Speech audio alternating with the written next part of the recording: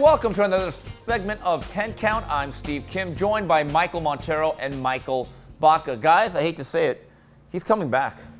Oh yes, he's coming back. The reports are Floyd Mayweather already has a date set aside for him by the Las Vegas Arena, which is going to be opened up by the MGM and the AEG Corporation. April 9th is when they open their doors. Guys, I've been told that when Top Rank inquired about perhaps doing it with Manny Pacquiao, they were told basically the first boxing event will be reserved for Floyd Mayweather, and I believe April 9th they're opening their doors with a George Strait concert. Now with that said, are any of us surprised that Mayweather is not actually retired? Say it ain't so, Steve. It's so. A boxer retiring and coming back. Didn't Floyd already pull this move? I think he's pulled it a couple times. Twice. Yeah. So, don't call it a comeback. This is like the rock star that keeps retiring and keeps coming back. I personally think it's too soon. I still think that there's a lot of backlash between the Mayweather-Pacquiao pay-per-view earlier this year that's affecting pay-per-views we've seen in recent months. And it could affect the Cotto-Canelo card next month in November. But I don't know. We'll find out. But it all depends on the opponent. If it's not somebody like Triple G, who's going to show up to this? Well, that's the other issue. It's one thing to do a fight, but this is not like a cornfield in Iowa. Build it and they will come. It doesn't really work that way. And if you read some of the reports of the Andre Berto pay-per-view, it may have done right around 400,000. And that is a huge nut to crack when you're paying a guy $32 million. Michael, there has to be a level of credibility. I don't know realistically who they're going to fight. Well, and I believe it's going to be May. I think he's going to take the Cinco de Mayo date. If you do another Andre Berto level-like opponent, or even Keith Thurman or Sean Porter, how sellable is that to the public? It depends. Keith Thurman is a great option, maybe the best option for Mayweather in my opinion. But I'm not sure if, we'll see about this pay-per-view thing, because he's the king of pay-per-view, Mayweather, or the new king since, De La Hoya. Did he break the pay-per-view model with all these boring fights? I mean, they're boring, but he is dominating them. He is doing his job, but people don't want to see that. Especially, they don't want to pay for that. We'll see. I think May 2nd was a threshold, though. I really do. I think that everyone was willing to support that venture, and then the fight happened that really wasn't a fight. And I really believe this. Golovkin, to a certain degree, you could say, did he face the backlash? Maybe, but Golovkin's not a pay-per-view franchise yet, and David Lemieux is not a great dance partner.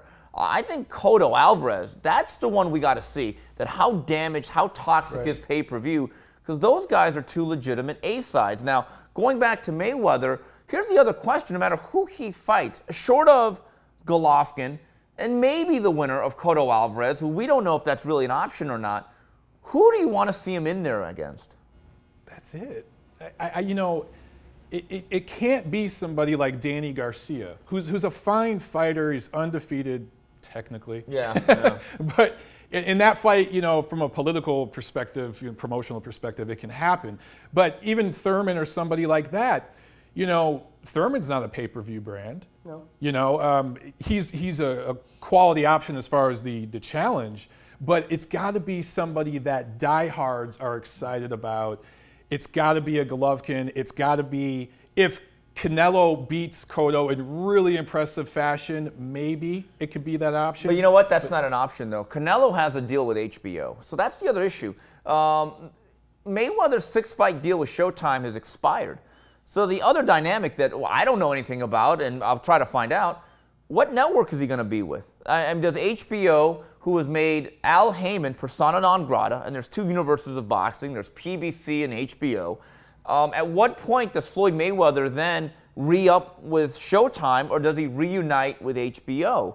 Now, there's still going to be a network division if he's with Showtime, and you're wondering, if you're Steven Espinoza, and you have basically put that cart on that side of the fence and saying, we're with Al Heyman and Floyd, and he basically had a very bad 2014 and 15, if you're left at the altar, you're wondering, so basically all we got was May 2nd, 2015 out of all this. It's fascinating, and I don't know if Mayweather fights a regular name, like the names we've mentioned, I think his guarantees have to come way down because I think right now, short of fighting a Golovkin or the names that we mentioned, I don't see another $1 million pay-per-view event in boxing currently. I really believe it's that depressed. Should we rule out him fighting on PBC? Yes, I think so. The PBC is a time buy. So when you have the Waddle and Reed coffers, Mike, it's one thing to pay these guys $1 million, $1 million, $500,000, $750,000, so a card cost $3.5 million on CBS or NBC. When you're dealing with Floyd Mayweather, do you really want to take $25 to $35 million for one single event? It's a good question. Do you think they need Floyd Mayweather? That's a great question. I mean, let me ask you this then. If the Andre Berto fight was, let's say, on NBC or CBS primetime, that was talked about, do you think there would have been a different reaction from the public over the novelty of that? Absolutely. And at that point, you would not have been able to really criticize the opponent because the thought would be this is on free TV. But at this point, if Floyd comes back and does fight on, let's say, CBS, you got to sell so much ad space. Yeah. How do you generate $40 million of ad space? And a lot of advertisers are going to want to steer clear of Floyd because of the issues he's had outside of the ring, you know, with the domestic violence.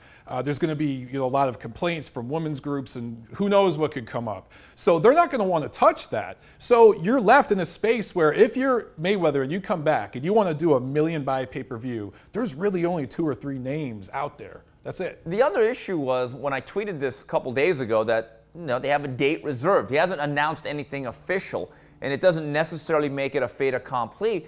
But the other thing that I brought up is if it's on pay-per-view, no one's forcing you to watch it, though. I got a lot of, like, groaning across the board on Twitter.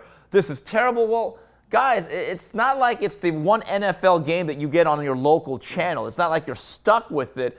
At the end of the day, haven't the fans already spoken back in September? We're not watching it. I don't understand the over-the-top complaining about it, because when it's all said and done, there is the power and the choice of the consumer.